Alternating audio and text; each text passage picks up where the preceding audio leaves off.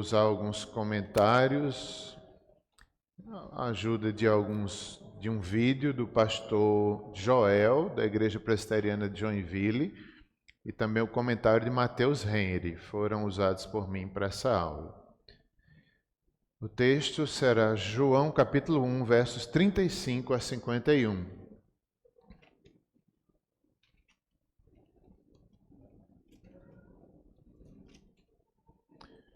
João capítulo 1, versos 35 a 51.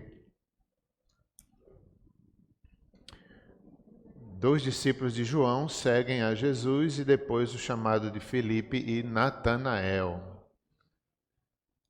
Vamos fazer uma leitura juntos. Lerei os versos ímpares e os irmãos juntos lerão os versos pares. Até o final desse capítulo, até o capítulo 51. No dia seguinte, estava João outra vez na companhia de dois dos seus discípulos.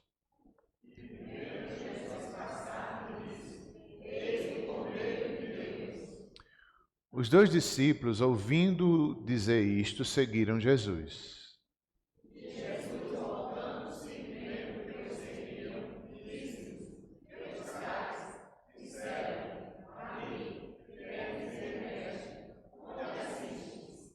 Respondeu-lhes: Vinde e vede. Foram, pois, e viram onde Jesus estava morando, e ficaram com ele aquele dia, sendo mais ou menos a hora 10ª.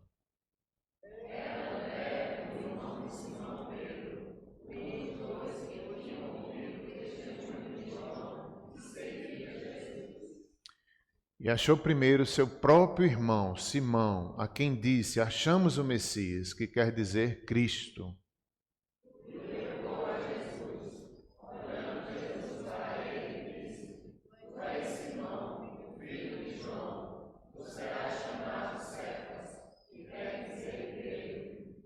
No dia imediato, resolveu Jesus partir para Galiléia e encontrou a Filipe, a quem disse: Segue-me.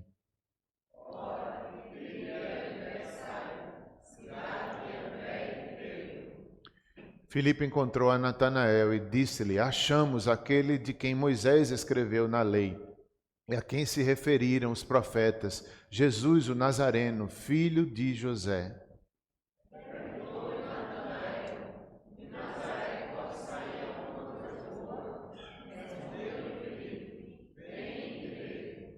Jesus viu Natanael aproximar-se e disse a seu respeito: Eis um verdadeiro israelita, em quem não há dolo.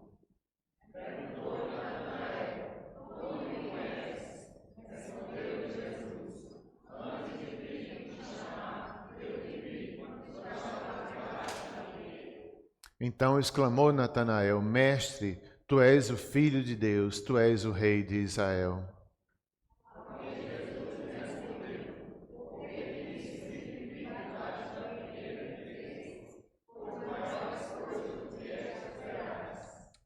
E acrescentou: Em verdade vos digo que vereis o céu aberto e os anjos de Deus subindo e descendo sobre o Filho do Homem. Oremos. Que maravilhoso, Pai, é o teu chamado na vida desses homens, desses discípulos. Que maravilhoso também o prazer, o ministério que eles receberam e nós também de testemunharmos para nossa geração, para aqueles que o Senhor nos permite conviver. Em nome de Jesus, amém. Pois é, irmãos, o tema central desses versos é o testemunho que eles deram. Jesus chamou, Jesus salvou, o Espírito Santo que faz a obra convence do pecado, da justiça e do juízo, como vimos na aula passada. É Ele que batiza com o Espírito Santo, mostrando que é um chamado soberano. Ao mesmo tempo, há uma responsabilidade humana. Eles pregaram, eles testemunharam.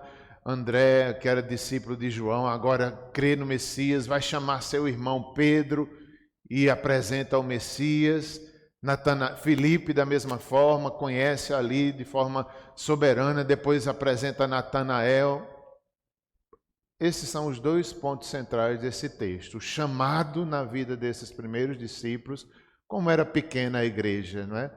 poucos discípulos, os primeiros ali sendo chamados, depois se multiplica, hoje é uma multidão.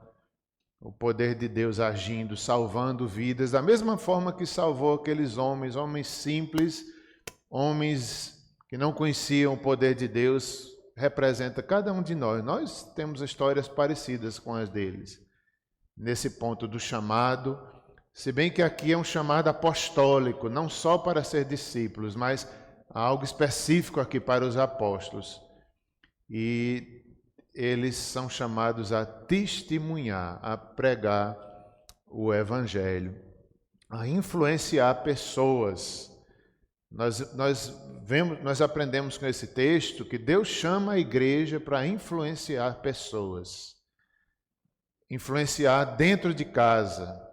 Aqui a gente vê que são irmãos. André era discípulo de João Batista, ele não quer discípulos para ele aponta o Messias, eis o Cordeiro de Deus que tira o pecado do mundo, e eles creem. Isso é muito bonito de João Batista, ele não quer discípulos para ele aponta o Messias, ele aponta o Cristo. Nós devemos ser assim também, não é? Nada é nosso, tudo é do reino, tudo é de Deus, devemos ter essa atitude de João Batista.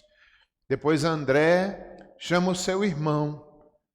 Às vezes a gente pensa, não, que outros evangelizem minha família, eu não. Mas André fez o contrário, né? André foi evangelizar o seu irmão, que é Pedro. O Pedro, tão humano, tão humano, mas que a partir dali recebe o chamado e é transformado. O texto diz que Jesus muda o nome dele, de Simão. Jesus o chama pelo nome, já o conhecia, Jesus já nos conhece. E eles se admiram. Natanael, eu te vi antes. De onde me conheces, Senhor? Eu te vi, Natanael. Quer dizer, a onisciência de Jesus, ele já nos conhece antes de nos chamar. Assim, ali é apenas uma amostra do que ele fez na mulher samaritana, o que ele fez em tantos os outros aqui nesse mesmo livro, e faz na igreja, e faz em nós, nos chamando, nos salvando, a obra dele. E nós temos essa responsabilidade de sermos influenciadores de pessoas. Pessoas conhecidas, como André fez a Pedro, Natanael, foi influenciado por Filipe, que talvez já não fosse muito conhecido dele, mas ele o chama, mostrando que a gente pode influenciar pessoas que não estão diretamente ligadas a nós, mas que Deus coloca em nosso caminho. Assim foi que Jesus chamou os seus primeiros discípulos. Pois é, o Senhor batiza, o Senhor chama, o Senhor regenera. A nós é a parte de testemunhar. Interessante que o texto diz que André saiu a testemunhar. Eram dois discípulos de João, que ouviram e creram e seguiram Jesus. Mas só fala em André. André foi, obedeceu, testemunhou, foi procurar João. O outro parece que se cala. O pastor Joel chama a atenção disso. A gente não tem certeza quem era esse discípulo, mas o pastor Joel chamou a atenção dizendo como é triste quando um discípulo se cala, não é? Entrou aqui no anonimato, e a gente corre esse risco de se calar na nossa família, de se calar no nosso trabalho, de perder a oportunidade de sermos sal, de sermos luz. Então André não, André vai dar a vida, André.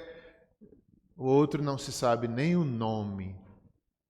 Como isso é fortalecedor, né? Para a gente evangelizar nossa família, ano após ano, insistindo, mas não podemos desistir. André evangelizou o seu irmão. Alguns autores também acreditam que esse discípulo que não tem o nome, ele pode ser Tomé, visto que lá na frente, no capítulo 20 ou 21, vai falar a lista dos apóstolos e Tomé está no meio, pertinho de Natanael. Então pode ser aqui uma referência a Tomé. Também acredita-se que pode ser o próprio João que escreveu o livro, já que é uma característica de João omitir o seu próprio nome. Então, simplesmente ele não queria glória para ele apenas diz 2 discípulos. Fala de André e não fala de si mesmo. Pode ser. Mas são tantas lições aqui. Temos falado de Jesus? Essa é a pergunta. Nós temos falado de Jesus? Será que nós cremos nessa igreja apostólica, que aqui mostra o chamado dos primeiros discípulos, o chamado dos primeiros apóstolos, que foram capacitados? Eles receberam autoridade de expulsar demônio, autoridade de pregar o evangelho, de curar vários tipos de enfermidade. Então, os apóstolos aqui, lá em Efésios capítulo 2, verso 20, vai dizer que nós somos edificados sobre o fundamento dos apóstolos, onde Jesus Cristo é a pedra angular. Esse é aquele chamado ali, um chamado apostólico. Deus escolheu aqueles homens, os encheu do Espírito Santo, deu poderes sobrenaturais, eles pregaram, curaram. Então, apóstolos como esses não existem mais hoje. Deus pode curar ainda hoje, usar, nos dar dons, mas não somos apóstolos. Nós somos uma igreja apostólica porque eles foram escolhidos para pôr o fundamento da igreja, que é Cristo, que é a doutrina apostólica, como Paulo disse ali aos Efésios. Somos edificados sobre o fundamento dos apóstolos e Jesus Cristo é a pedra angular, não é Pedro. Aqui nós vamos ver que Jesus muda o nome de Pedro, é Cefas, Pedro, pequena pedra, não é a grande pedra, é Cristo, a pedra angular. Será que nós cremos nessa mensagem? Será que nós temos evangelizado? Enquanto pensava nisso, eu lembrei, acho que foi ontem ou anteontem, a semana passa tão ligeira, eu fui visitar a nossa irmã Osanete, que eu nem... Osanira ou Osanete, eu não sei. Osanira. Eu fui visitá-la a pedido de Rúbia, e fomos eu e Simone, e ali ela estava gemendo, estava naquele sofrimento da enfermidade, e eu falei com ela acordou também, falou, reconheceu, falei do Evangelho, estimulei para que ela cresce, para que ela confiasse, continuasse descansando em Deus. Ela respondeu que sim, que acreditava, e a gente orou por ela, cantamos um pedacinho do cântico Tu És Fiel, Senhor. E vizinho, no mesmo quarto, tinha uma senhora lá de 96 anos, que se interessou, que perguntou quem estava ali, a cuidadora era evangélica, e eu disse, já eu vou aí, que eu vi que eles estavam querendo. E ali a gente pôde pregar o evangelho para aquela senhora de 95, 96 anos de idade. A cuidadora disse, eu trabalho evangelizando. Ela aceitou Jesus essa semana, com a senhora de 96 anos de idade. Aí a cuidadora disse, como quem diz, pregue de novo, pastor, para ela confirmar, pastor. Pregue de novo, porque tem que ter testemunha, né? Na visão da cuidadora tinha que ter testemunha. Aí eu acho que ela lembrou, aquele que me confessar diante dos homens, não é? Também o Pai confessará. E ali eu preguei de novo, falei sobre o texto de João, que Cristo veio para nos resgatar do pecado, nos tirar do pecado desse mundo. E eu falei para ela, a senhora crê no perdão dos pecados? Ela disse, eu creio. A senhora já entregou sua vida a Jesus? Ela, já, na mesma hora. Então foi só uma confirmação e foi tão bom. Ela deu um beijo na minha mão, eu dei um beijo na mão dela e ela estava com infecção generalizada. Eu disse, meu Deus, se eu pegar. Eu estou só brincando, mas foi verdade, não é? Quem evangeliza é assim. Quem evangeliza é assim. Deus te abençoe. Eu digo, meu Deus, coisa linda, dá um beijo numa irmã recém-convertida aos 95 anos de idade. Isso é o Evangelho. Isso é o Evangelho. Será que nós evangelizamos? Será que nós temos coragem de dizer, eu creio nisso mesmo. Eu creio na doutrina apostólica, eu creio que Jesus é o Messias, o Filho de Deus. Por mais que as pessoas não creem, nós temos visto, nós temos conhecido a graça de Deus, não podemos nos calar. André faz isso, né? Como já vimos. Eis o Cordeiro de Deus que tira o pecado do mundo. Essa é a mensagem, chamando pecadores ao arrependimento. Nós devemos ter convicção. Nós cremos nessa doutrina apostólica. É o chamado ali inicial dos discípulos, dos apóstolos ali, 4 deles. Nós temos que entender também que a igreja não nasce aqui. A igreja já existia no Antigo Testamento. É uma só igreja. 12 apóstolos. Há uma referência às 12 tribos de Israel. É uma continuidade da igreja. Agora a igreja cristã. Nos últimos dias Deus nos fala pelo Filho, mas Deus sempre falou através dos profetas, através da lei. É o mesmo Deus, é o cumprimento das promessas messiânicas. Mas ali nascem os discípulos de Cristo. A igreja nasce antes. Depois vem Pentecostes, depois vem o crescimento da igreja, mas um povo só. A parede de separação que havia entre as nações é quebrada. Não mais só os judeus, mas todos aqueles que creem no Filho de Deus serão salvos entre todas as nações. Jesus os chamou publicamente. Isso é importante nesse texto, porque já que eles seriam apóstolos, alguns deles, uma das credenciais para ser apóstolo de Cristo era ser chamados pelo próprio Cristo. Ele é Cristo ali que os chama, está presente, fala o nome, dá ordens, os chama. Isso é importante para um apóstolo. Eles também receberam dons sobrenaturais. O apóstolo, enviados. Eles receberam esse chamado público, o reconhecimento do próprio Messias, do próprio Cristo, aquele que batiza com o Espírito Santo. É uma das maiores bênçãos na vida dos apóstolos, é receber o Espírito. Eles só Paz seja convosco. Sobre eles foi soprado o Espírito. Era ali o chamado deles, ali a prova de que eles eram apóstolos de verdade, não falsos apóstolos, mas estiveram ali perto do Mestre. Até mesmo Paulo, né, um apóstolo, na estrada de Damasco, ele vê a Cristo e Cristo chama também. Nós lembramos aqui do chamado eficaz. A voz de Deus é irresistível. Ele chama, a gente entende, a gente reconhece, a gente se dobra. É a voz de Deus. Nesse texto aqui a gente vê que eles estão admirados, que Jesus já os conhecia, é a onipotência, é o poder. Natanael creu quando ele falou que o conhecia. Tu verás coisas maiores, Natanael.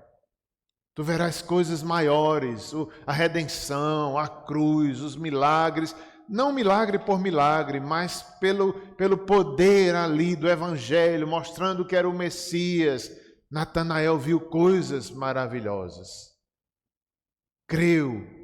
Jesus disse, eu te vi, ele creu. Natanael, tu verás coisas maiores, a própria crucificação, a ressurreição.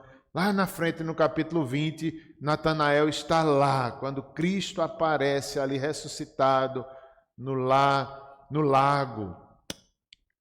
Ele vai lá, aparece a vários discípulos, a Pedro que estava desanimado, talvez sem acreditar nem que seria mais participante da igreja, ou que seria muito menos um apóstolo, está lá desanimado porque o traiu. E Jesus vai lá ressuscitado, o chama, revela-se para eles. Eles veem que é Jesus, não tem nem coragem de dizer, porque aí acontece a pesca maravilhosa, lança a rede aqui do lado do barco e novamente o barco transborda. Então Jesus faz novamente ali para os animar, sou eu ressuscitado. E Pedro se anima, Pedro, tu me amas, Senhor, tu sabes que eu te amo. É a restauração de Pedro.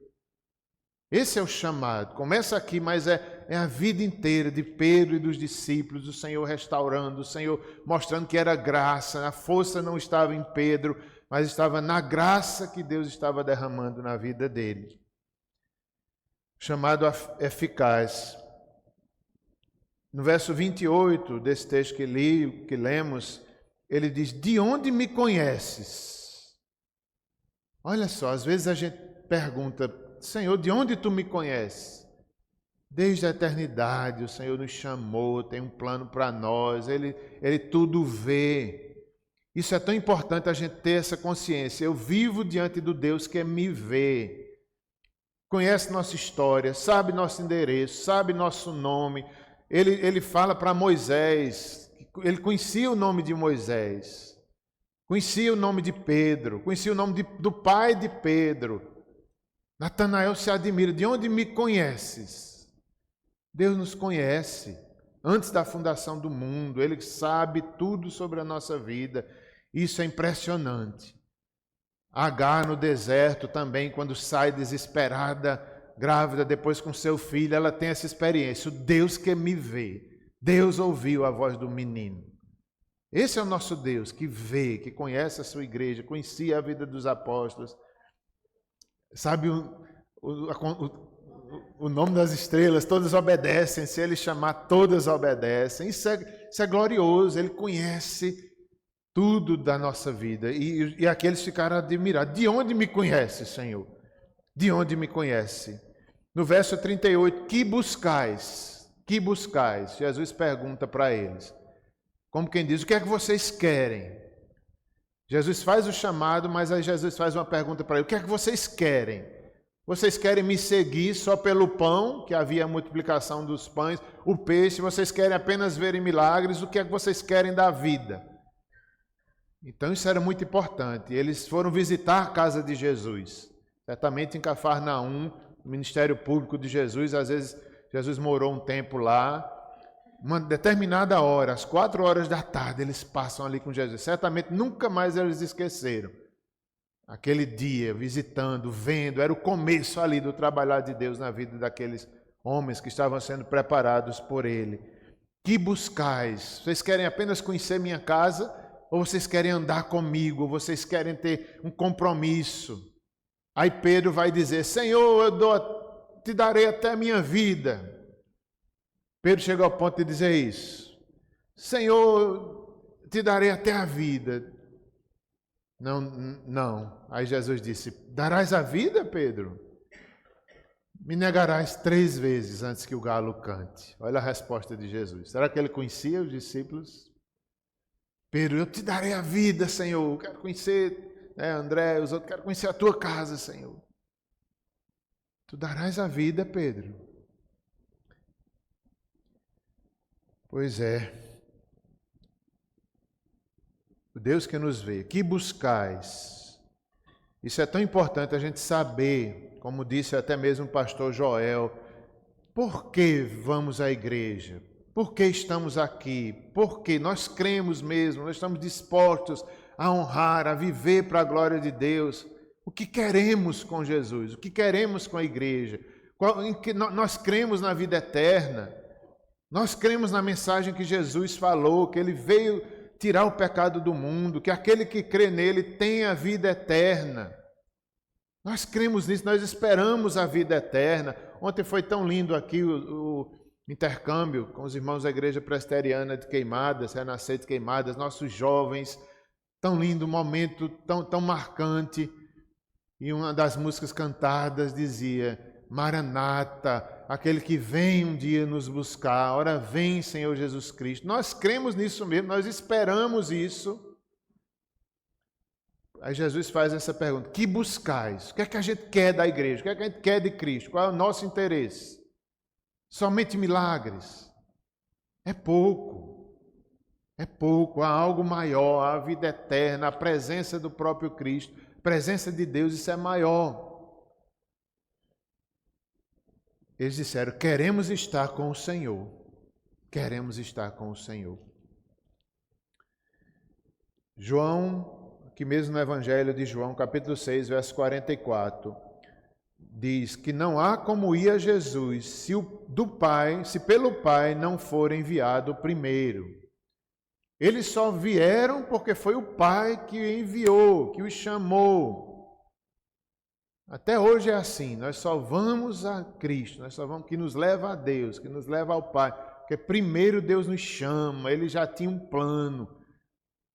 Tem que ter a ordem do céu, nada nos é dado se do céu não houver a ordem.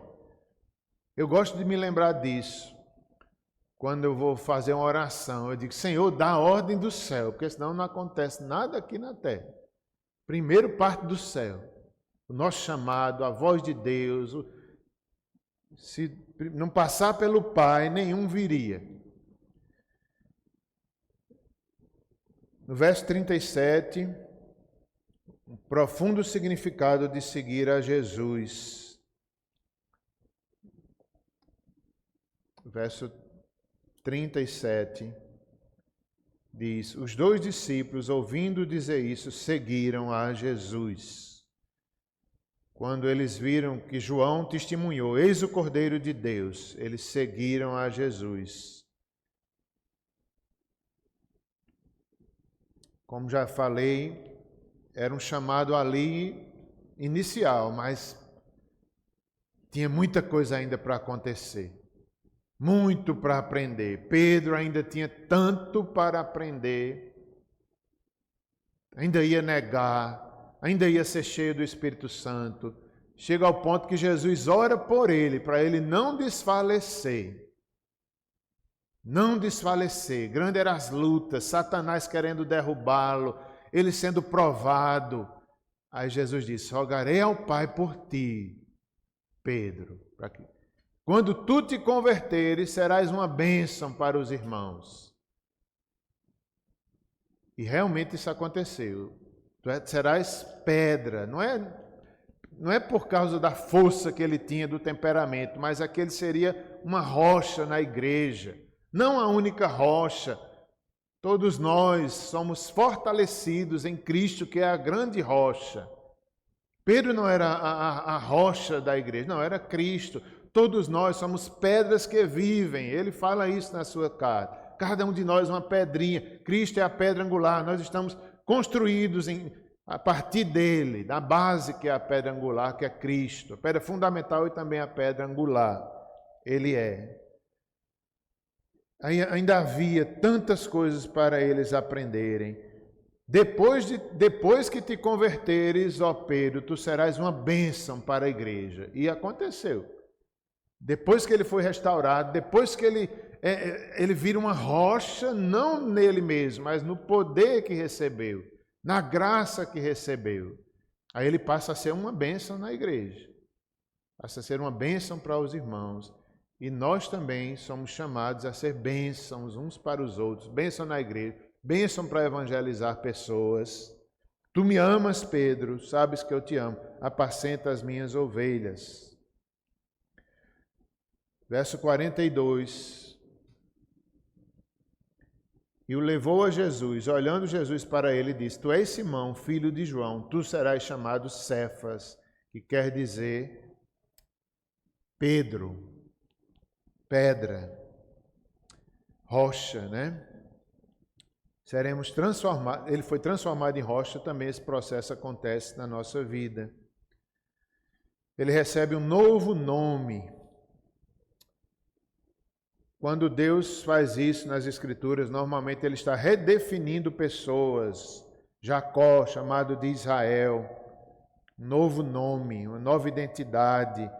Ali, a vergonha de Pedro, né? A insignificância, talvez sua família, as dificuldades. Ali ele entra na família de Cristo, na família de Deus. A sua identidade não é mais terrena, é uma identidade em Cristo. Pedro.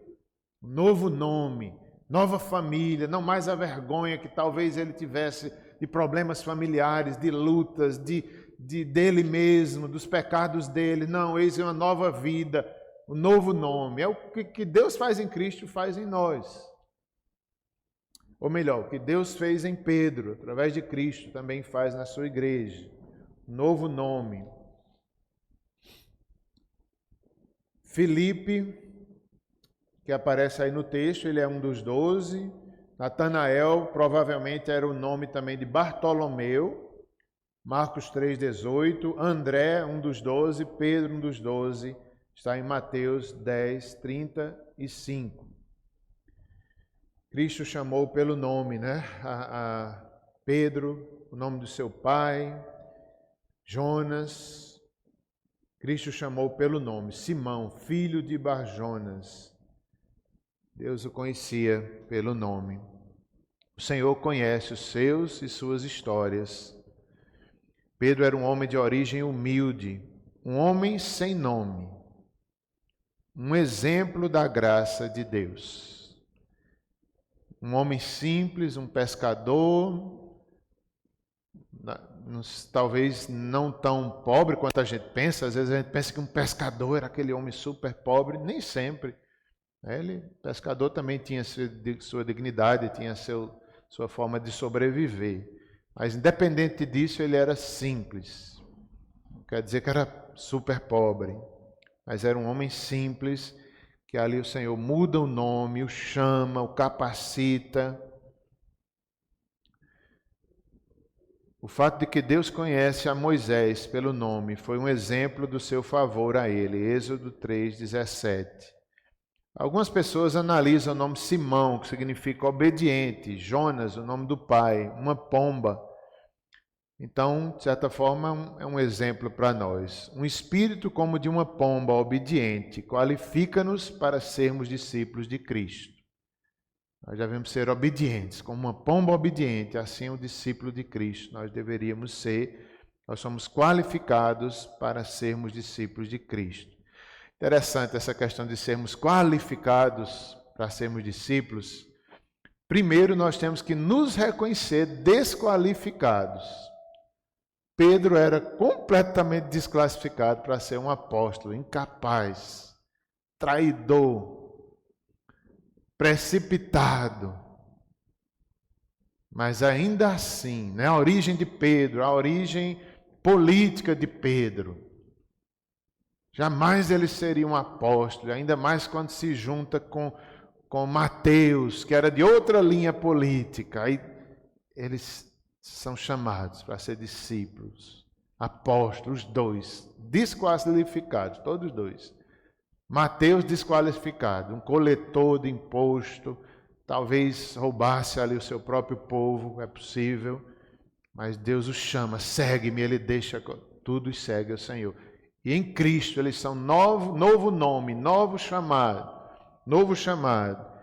Então eles são desqualificados em sua humanidade, mas qualificados por Cristo, pela graça, pela obediência, obedientes como uma pomba, né? A pomba, não sei se ela é tão obediente assim, mas é símbolo de paz, é símbolo de obediência, né? Talvez aqueles pombos correios que levavam a carta ali obedientemente. Então é uma graça. Toda a igreja, nós somos salvos pela graça. Pedro foi graça, Natanael foi graça, André foi graça, Maria, mãe de Jesus, foi graça, Moisés foi graça. Então nós todos somos desqualificados para sermos igreja. Quando entendemos isso, aí estamos qualificados. A qualificação vem quando a gente reconhece nossa insignificância, nosso pecado. Sou pecador. Ele lhe deu um novo nome, Cefas, uma pedra. Talvez ali representasse, né? Ele é livre da vergonha dos seus familiares, humildes e obscuros, como o adotou com sua família como um dos seus. Interessante isso, né? A vergonha do nosso pecado, dos pecados da nossa família. Eu não sei se vocês já tiveram isso, eu já tive. Às vezes a gente se envergonha, de onde eu vim, meu Deus, os pecados da minha família, que vergonha, não gosto nem de falar. Não, para quê? Cristo é maior, Ele nos deu um novo nome, o nome dEle mesmo, o sangue dEle.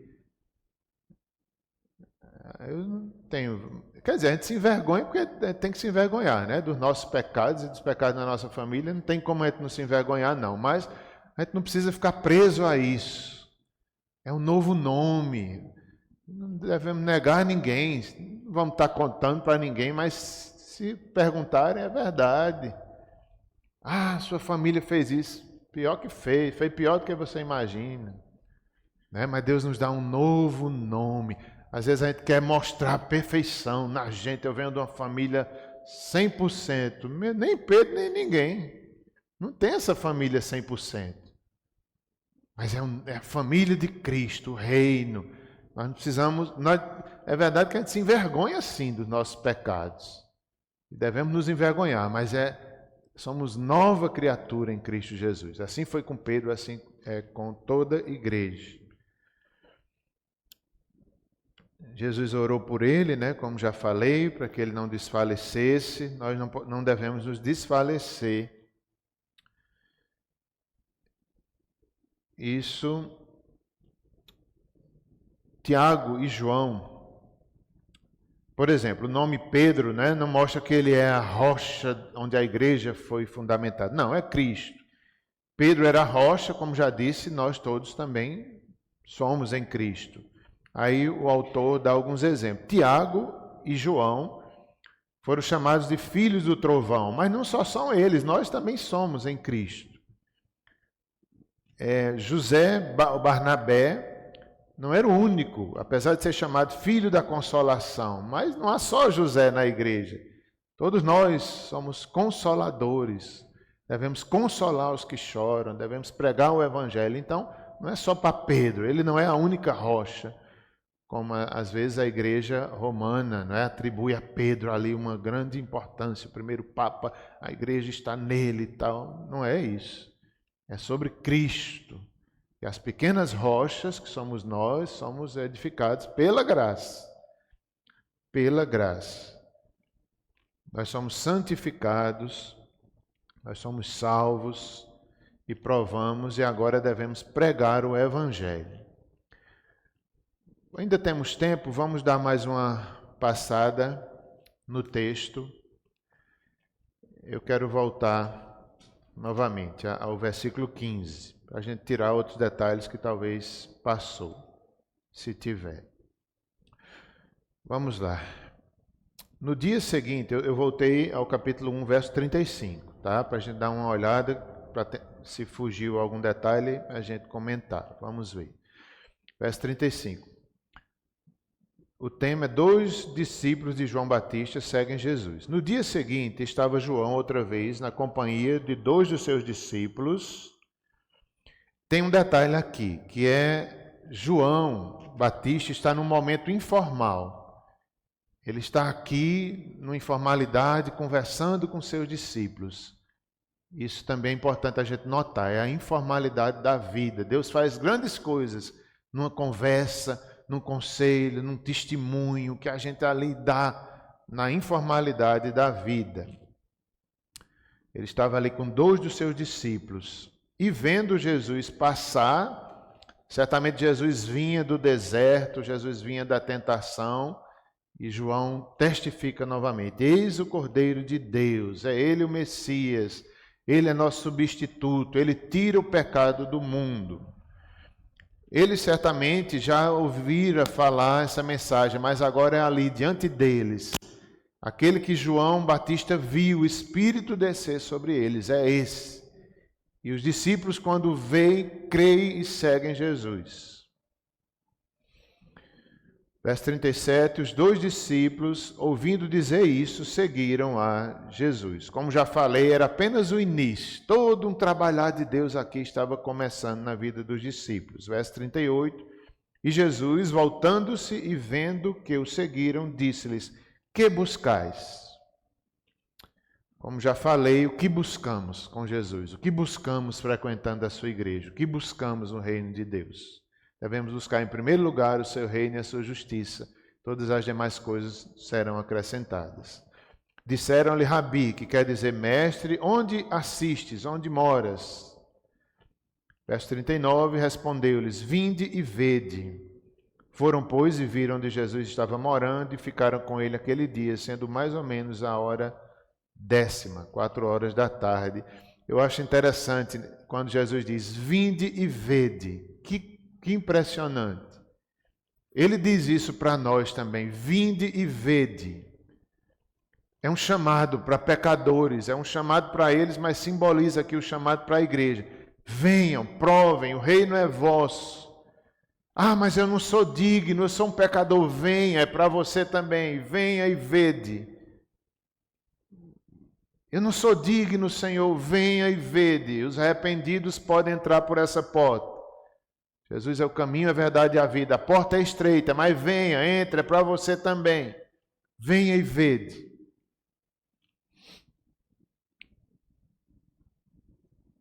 Aqui era a casa terrena de Jesus, mas podemos fazer uma comparação com a casa, com a vida eterna. Venham, provem. Já imaginou nossa vida sem esse chamado, sem conhecer as coisas de Deus? Não, terrível, terrível. Eu não imagino, né, viver esse mundo sem essa graça, sem esse chamado, sem o reino de Deus, sem a fé, sem o Cristo. Não daria para viver. É um chamado maravilhoso. Venham e vede, né? A casa de Jesus, a casa eterna de Jesus, estará aberta por toda a eternidade para aqueles que creem. Diz em Apocalipse: eis o tabernáculo de Deus com os homens, a casa de Deus, o tabernáculo de Deus com os homens. Estará aberta Nova Jerusalém, os céus e a terra, novos céus e nova terra.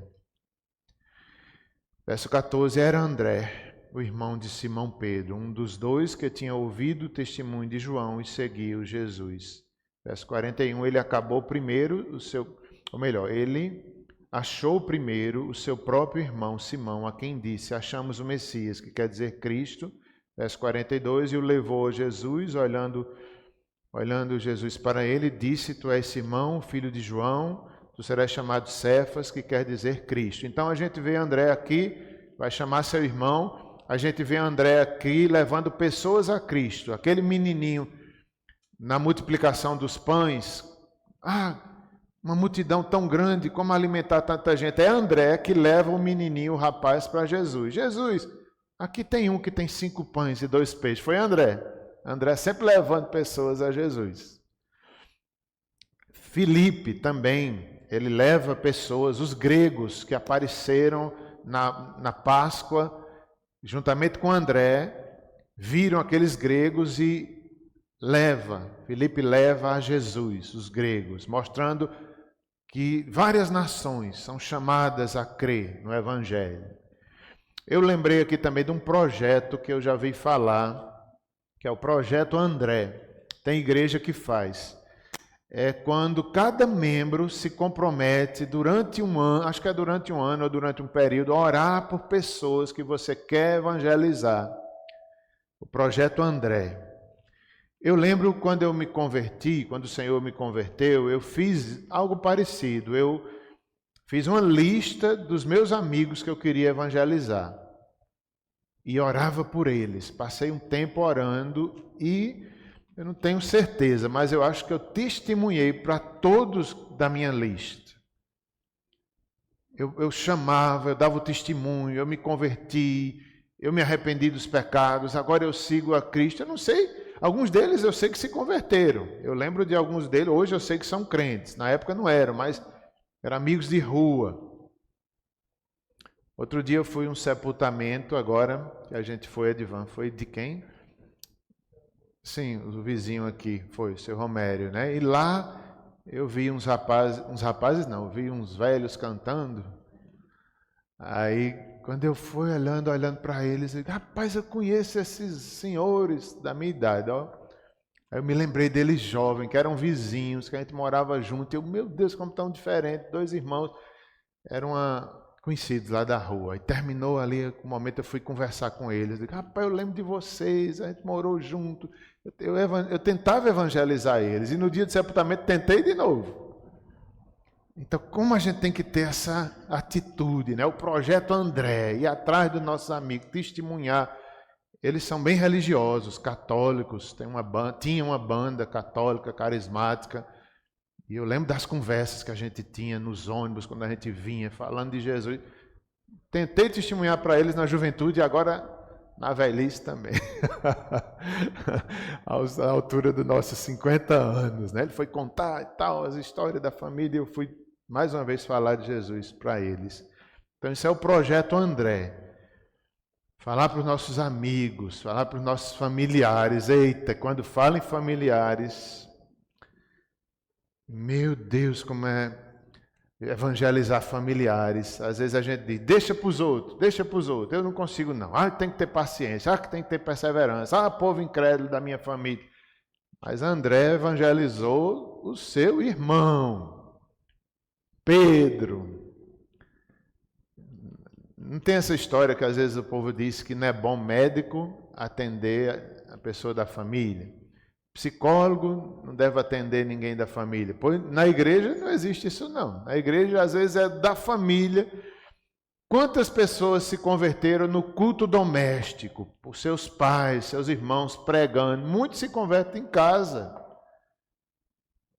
Não é na igreja. Se eu perguntar aqui, não sei se vai dar certo, eu vou perguntar aqui para ver se dá certo. Quem aqui se converteu dentro da igreja? Levanta a mão. Não acredito, Itiel. Andréia, Silvio. No culto, na igreja, foi? Ou foi? E quem se converteu em casa, com seu pai, sua mãe, evangelizando? Levanta a mão. Já ali, ó. Alguns, né? Então, gente, a gente tem que evangelizar a nossa família. Não tem como a gente fugir. Se a gente pudesse, deixa outro, bota o psicólogo para pregar, né? Mas... Eu acho que uma maneira que nós estamos falando sobre conversa familiar é quando os pais conseguem que seus filhos permaneçam com o Senhor. Talvez, não vou dizer que é a melhor, né? Mas uma das formas que Deus mais usa.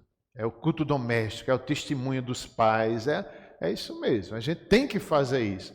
Não quer dizer que nossos filhos vão ser crente porque a gente fez o melhor. O mérito não é nosso, é a graça.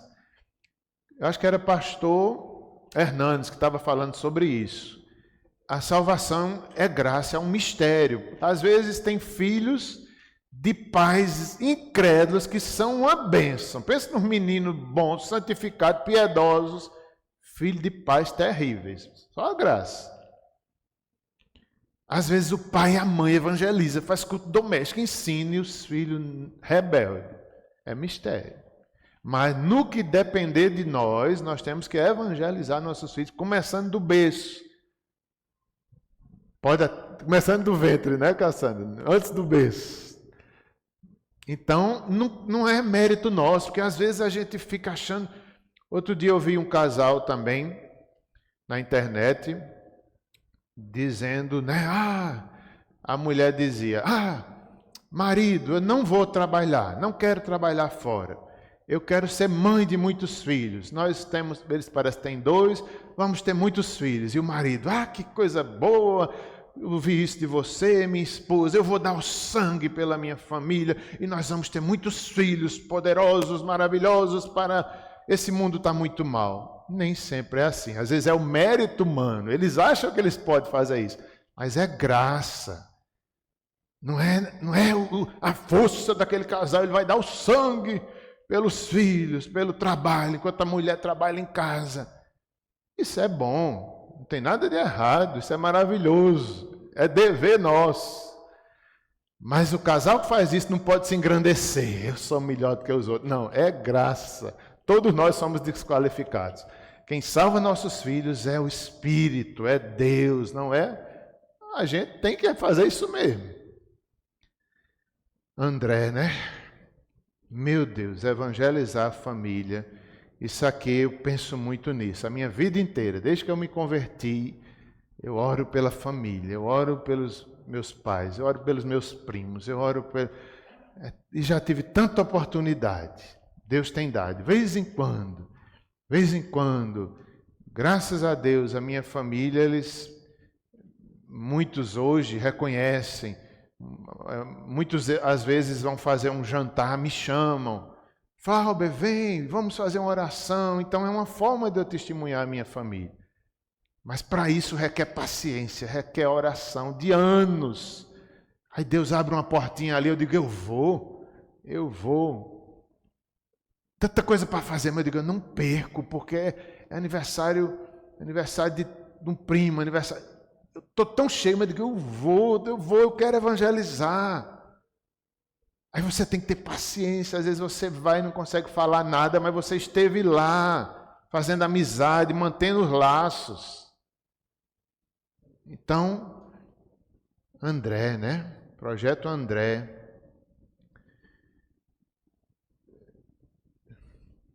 Verso 43, Natanael e Filipe. No dia imediato, resolveu Jesus partir para a Galiléia e encontrou a Filipe, né? A quem disse, segue-me. Filipe era de Betsaida, cidade de André e de Pedro. Filipe encontrou a Natanael e disse-lhe, achamos aquele a quem Moisés escreveu na lei e a quem se referiram os profetas, Jesus o Nazareno, filho de José. Perguntou-lhe Natanael, de Nazaré pode sair alguma coisa boa? Respondeu-lhe Filipe, vem e vê. Jesus viu Natanael aproximar-se e disse a seu respeito, eis um verdadeiro israelita, a quem não há dolo. Perguntou-lhe Natanael, de onde me conheces? Respondeu-lhe Jesus, antes de Filipe te chamar, eu te vi, quando estava debaixo da figueira. Então exclamou Natanael, mestre, tu és o Filho de Deus, tu és rei de Israel. Ao que Jesus lhe respondeu, porque te disse que te vi debaixo da figueira, crês? Pois maiores coisas do que estas verás. E acrescentou, em verdade vos digo, que vereis os céus abertos e os anjos de Deus subindo e descendo sobre o Filho do Homem. Algumas questões também ainda aqui. Nós vemos aqui a reação de Natanael. Ele crê. Aqui também certamente há uma referência àquela história da escada que subiam e desciam os anjos com Jacó, no encontro de Jacó em Betel com Deus.